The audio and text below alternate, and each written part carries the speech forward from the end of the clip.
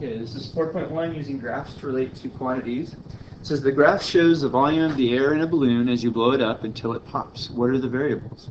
The variables are time, you can see right here, and volume.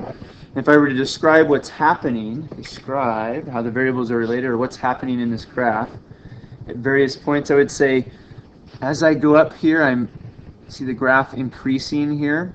Air is going into the balloon. Maybe take a breath right here. Air goes into the balloon, breath. Air goes into the balloon, shorter breath, and then a little air in the balloon until it just pops at a certain time. Let's look at another graph, or a couple more here. It says board length. So we have length of a board, maybe a 2x4. It has a certain length here, and it gets cut. A piece gets cut off of it. It drops down in length to here, and then another piece gets cut off, and then it drops to there, and then another piece gets cut, and so the board just keeps getting shorter and shorter, at least what's left over after the cuts. All right, let's look at the June cell phones cost. We have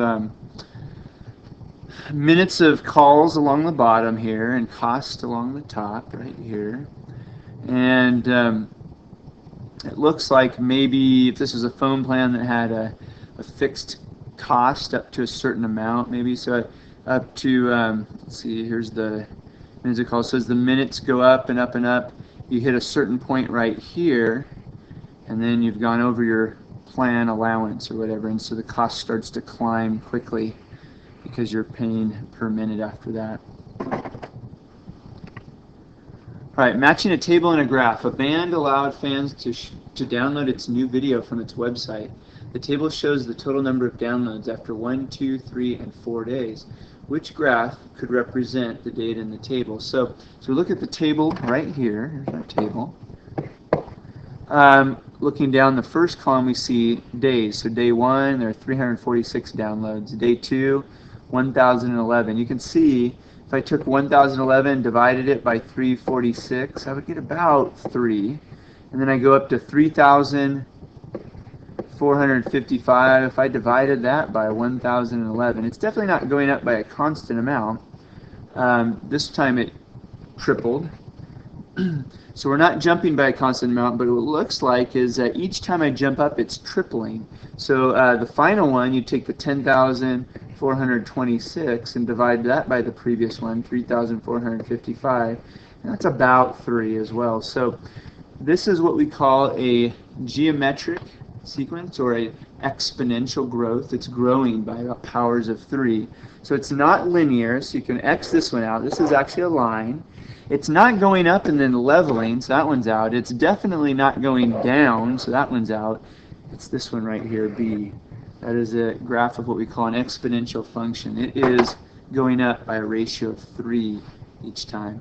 So sketching a graph, it says a model rocket rises quickly and then slows to a stop as its fuel burns out. It begins to fall quickly until the chute opens, after which it falls slowly to the ground. You need to draw a sketch of this that could represent the height of the rocket during its flight. So we'll have time down here in seconds,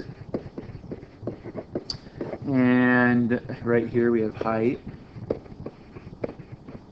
in feet. And we're going to have to break this down a little bit here. So starting with the first sentence, a model rocket rises quickly and then slows to a stop as its fuel burns out. So it rises quickly. It's going to rise quickly and then slow to a stop. So in the beginning, rising quickly and then slows to a stop as its fuel burns out. So it's rising up into the air. It's going to go pretty quickly. The fuel burns out, and then something's actually, as soon as the fuel burns out, it's going to begin to fall fairly quickly. So it rises up, fuel burns out.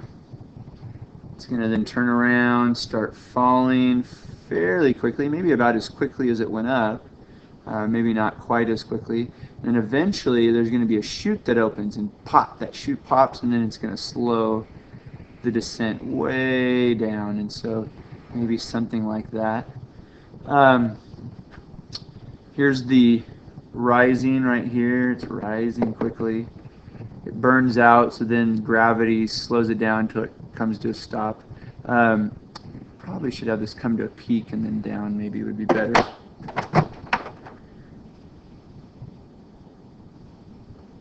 Fix this a bit.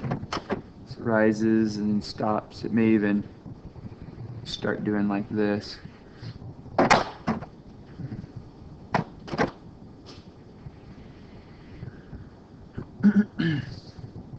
Alright, so it just kind of depends. If there's probably a point at which it does burn out of fuel and maybe it's still being projected upward, but we'll just say it hits this point, fuel burns out, just stops and then starts coming down right here, kind of quickly at first until the chute pops and it slows down, it's ready to descend.